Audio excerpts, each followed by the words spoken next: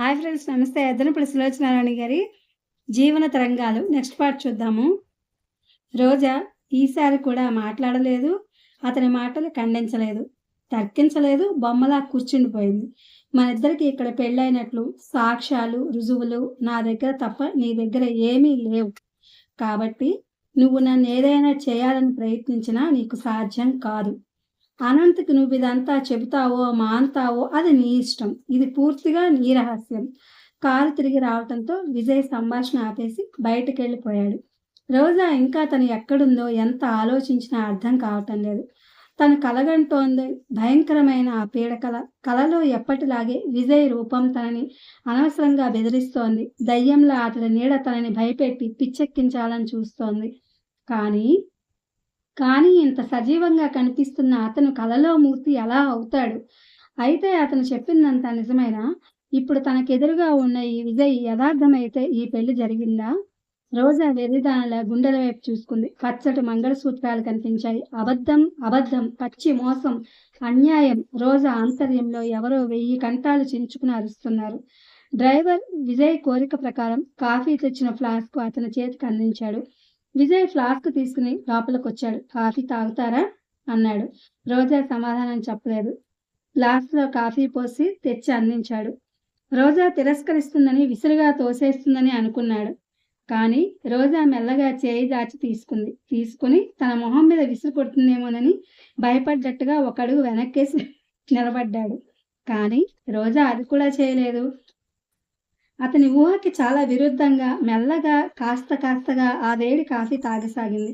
Coffee glass పట్టుకుని రోజా చేయి కొద్దిగా కంపిస్తూ ఉండడం, వెన్నెముక జల్లరించినట్టు శరీరంలో కంపరం కలగడం అతను గమనించకపోలేదు. రక్తవిహీనంగా వాడిపోయినట్టుగా ఉన్న రోజాని తదేకంగా చూసిన విజయ్కి హఠాత్తుగా జాలేసింది. తన మీద తనకి ఆగ్రహం కూడా కలిగింది. తప్పనిసరిగా ఈ పరిస్థితుల్లో ఇలా తలదూర్చాల్సి వచ్చినందుకు చిరాకు కలిగింది.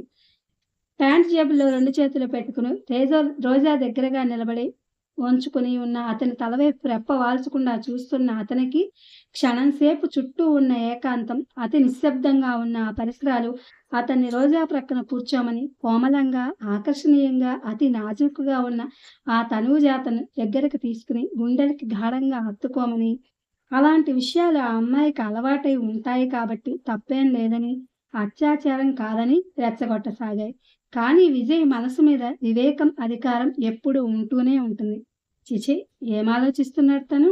కోర్కెలో లొంగబోతున్న మనసుకి కళ్ళెం వేసి వెనక్కి లాగుతూ అక్కడి నుంచి వచ్చేశాడు. రోజా కాఫీ తాగి గ్లాస్ పక్కన పెట్టేసింది. దూరంగా గుమ్మం దగ్గర తలుపుని ఆనుకుని నిలబడిన అతను సిగరెట్ కోసం జేబులు తడుముకుంటూ నిర్లిప్తంగా అన్నాడు. నువ్వు కొంచెం లేచి ఆ వేషం అది తీస్తే ఇక మనం ఇంటికి వెళదాం. వేషమా అన్నట్టు చూసింది రోజా. ఆ కళ్యాణ బొట్టు, బుగ్గన చుక్క అది.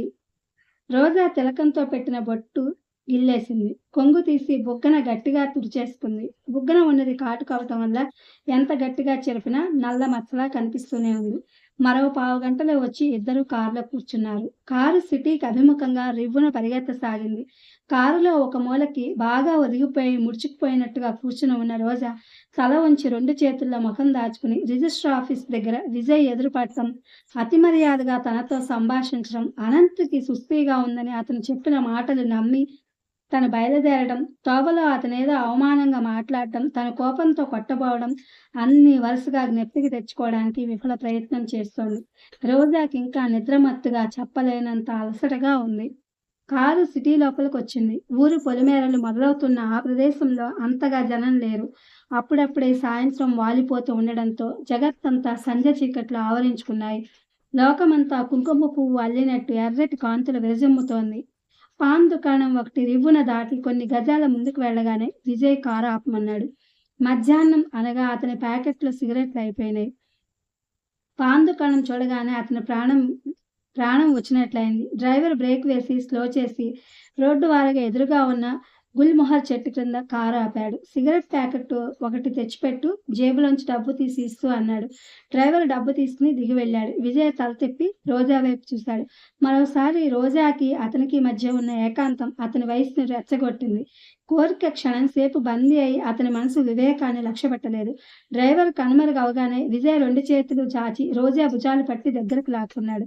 పరధ్యాసగా మతిపోయిన దానిలా నీరసంగా అలసటగా కూర్చున్న రోజా త్రుళ్ళిపడిన దానిలా తలెత్తి చూసేసరికి విజయ్ ముఖం తనకు అభిముఖంగా అతి సన్నిహితంగా దగ్గరగా వచ్చేసింది. రోజా నడుం చుట్టూ చేతులు పెనవేసి దగ్గరకు లాక్కుని గుండెలకు అదుముకోబోయిన అతను క్షణంసేపు ఆ ముఖంలోకి చూశాడు. ఆ కళ్ళల్లో అప్పటిలా అతన్ని కవ్వించి పిచ్చెక్కించే రోషం గాని, కోపం గాని లేవు. అలసటగా నిస్సహాయంగా చూస్తున్న ఆ కళ్ళను చూడగానే అతను కొరడా దెబ్బ తిన్నవాడిలా ఆగిపోయాడు. ఏ విధమైన పెనుగులాట గాని, వ్యతిరేకత గాని చూపకుండా బెదిరిపోయినట్టుగా చిన్నపిల్లలా వాడిపోయిన ముఖంతో బుగ్గ మీద చెరిగిన కాటుక రేఖతో విభ్రాంతిగా చూస్తున్న రోజాను చూడగానే అతని గుండెల్ని ఎవరో ఇనుప పిడికిలితో బలంగా నొక్కినట్టయింది. కోర్కెతో దుస్సాహసంతో దగ్గరకు లాక్కున్న అతను అది మర్చిపోయి మైకం దిగిపోయిన వాడిలా రోజాని అతి మెల్లగా వదిలేశాడు. విజయ్ అంత హఠాత్తుగా దగ్గరికి ఎందుకు లాక్కున్నాడో, మళ్ళీ అంతలోనే అతని చేతిపట్టు అలా ఎందుకు మెల్లగా సడలిపోయిందో రోజాకి అర్థం కాలేదు. ఆలోచించే ఓపిక లేదు కూడా. మళ్ళీ తన స్థానంలోకి చివరగా జరిగి, ఓపిక కూడా లేని దానిలా అతని ప్రక్కనే అలాగే మూగగా కూర్చుండిపోయింది. డ్రైవర్ తిరిగొచ్చాడు. కొద్దిసేపట్లోనే కారు సిటీ లోపలికి ప్రవేశించింది. చీకటి పడటంతో వీధుల్లో దీపాలు వెలిగాయి. బజారులో సాయంకాలపు సందడి బాగా కనిపిస్తోంది. కారు మార్కెట్ బజార్లోకి రాగానే జనం బాగా ఒత్తిడిగా, సందడిగా ఉన్న చోట కారు ఆపమన్నాడు విజయ్. కారు ఆగింది. హ్యాండిల్ మీద చేయి వేసి డోర్ తెరవబోతున్న అతను క్షణం ఆగి రోజా వైపు తిరిగి అన్నాడు. నేను చెప్పింది గుర్తుందిగా? నువ్వు అనంత్ జోలికి రానంత వరకు నేను నీ జోలికి రాను. నువ్వు మరొక వ్యక్తిని పెళ్లి చేసుకున్న మరుక్షణంలో నీకు కూడా పీడకలలా అనిపిస్తున్న ఈ సంఘటన నువ్వు కూడా మర్చిపోయేలా చేస్తాను అన్నాడు. ఈసారి అతని కంఠంలో కాఠిన్యం లేదు, లాలన లేదు, హేళన, నిర్లక్ష్యం కూడా లేవు. ఆజ్ఞాపిస్తున్నట్టుగా అసలే లేదు. చెప్పదలుచుకున్నదేదో సూటిగా, నిష్కర్షగా తెలియచెప్పినట్టుగా ఉంది. రోజా సమాధానంగా ఏమీ అనలేదు. విజయ్ అసలు జవాబు ఆశించని వాడిలాగానే చటుక్కున డోర్ తెరిచి క్రిందకు దిగేశాడు. ఒకడుగు ముందుకేసి డ్రైవర్తో ఆ అమ్మాయిని ఇంటి దగ్గర దింపేసి నువ్వు ఇంటికి వెళ్ళిపో అని హెచ్చరించి త్వరగా అడుగులు వేసుకుంటూ జనంలో కలిసిపోయాడు. సందడిగా సమ్మర్దంగా ఉన్న జనాన్ని తప్పించుకుంటూ కారు ముందుకు సాగింది. ఎటు డ్రైవర్ అడిగిన ప్రశ్నకి ఈ లోకంలోకి వచ్చింది రోజా. అతనికి దారి చెబుతుండగా రోజా చూపులు అప్రయత్నంగా తన గుండెల మీద నిలిచాయి. రోజా వెర్రిదానిలా చూసింది. మంగళసూత్రాలు. రోజా మెల్లగా వాటిని చేతిలోకి తీసి చూసుకుంది.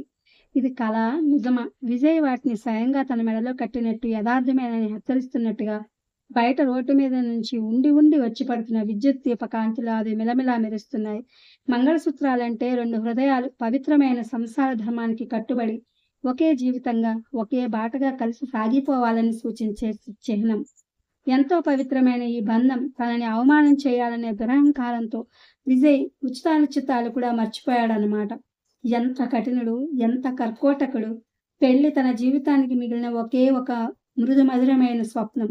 ఏ తీయటి కల కోసం అనంతిని, అతని ఆస్తిని కూడా తను లెక్క చేయలేదో, దేనికోసం అనంత్ అతి సున్నితమైన మనసు బాధపడుతుందేమోనని గ్రహించి కూడా గుండె రాయి చేసుకుని అతని స్నేహాన్ని వదులుకోవడానికి కూడా నిర్ణయించుకుందో, ఆ కలని విజయ్ ఈ విధంగా పగ పేరిట క్రూరంగా నాశనం చేశాడు. తనకు పెళ్ళయింది.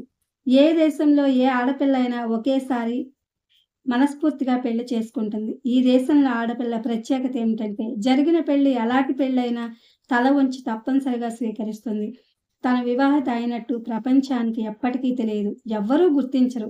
చివరికి ఈ మంగళసూత్రాలు స్వయంగా ముడివేసిన వ్యక్తి కూడా అంగీకరించకపోవడం ఎంత కఠినమైన సత్యం, ఎంత విషం లాంటి నిజం. రోజా కళ్ళల్లో గిర్రున నీళ్లు తిరిగినాయి. ఏం పాపం చేసింది తను? జీవితంలో అడుగడుగునా ఈ అష్టవంకరలేమిటి? పరిస్థితులు ఎంత సరిగ్గా లేకపోయినా అందరి ఆడపిల్లల్లా తను కాదని, తన మీద ఎవరూ ఏ విధంగా అత్యాచారం చేయలేరని, తను చాలా జాగ్రత్తగా ఉండగలనని నమ్మింది. గర్వపడింది కూడా. కానీ ఈరోజు జరిగిందేమిటి? ఏమైంది తనకి? విజయ్ ఏం చేశాడు తనని? శీలం హరించలేదు, ప్రాణం తీయలేదు. కానీ జీవితం నవ్వుల పాలయ్యే పరిస్థితికి తెచ్చాడు. భవిష్యత్తు బూడిద ప్రాయమయ్యే పరాభవం చేశాడు. రోజా మనసంతా చిక్కటి అడవుల మధ్య ఒంటరిగా చిక్కుబడిపోయిన లేడి కూనలా అయింది. బుద్ధి తెలిసిన తర్వాత మొట్టమొదటిసారిగా జీవితాన్ని వ్యంగ్యంగా, పరిహాసంగా తీసుకోలేని ఆసక్తురాలైంది రోజా. రోజా కారు దిగి ఇంట్లో అడుగు పెట్టేసరికి పైనుంచి ఏ దేవతలు కరుణించారో సుందరమ్మ ఇంట్లో లేదు. శంకరయ్య కూడా లేడు. ప్రొద్దుటనగా వెళ్ళిన రోజా సాయంత్రం వరకు తిరిగి రాకపోయేసరికి ఆ అనంత అన్న పిల్లవాడితో ఎక్కడెక్కడ తిరుగుతోందో, ఏం చేస్తోందో అన్న అనుమానంతో, రకరకాల ఆలోచనలతో పిచ్చెత్తినట్టయిన సావిత్రమ్మకి గుండెల్లో నొప్పి ఆ వెంటనే ఫిట్టు వచ్చింది. ఇంట్లో అడుగు పెట్టగానే జీవచ్ఛవంలా మంచంలో పడి ఉన్న తల్లి తప్ప ఆ చుట్టుప్రక్కల ఇంకెవ్వరూ లేరని తెలిసిన రోజాకి చాలాసేపటి నుంచి బిగపట్టుకున్న దుఃఖం ఒక్కసారిగా కట్టలు తెంచుకుని ప్రవహించింది. 2 చేతుల్లో మొహం దాచుకుని మనసారా కరువు తీరా గుండె బద్దలయ్యేలా ఏడవసాగింది. ఇది ఫ్రెండ్స్ పెద్దన పులుసు సులోచనారాణి గారి జీవన తరంగాలు. Thank you for watching.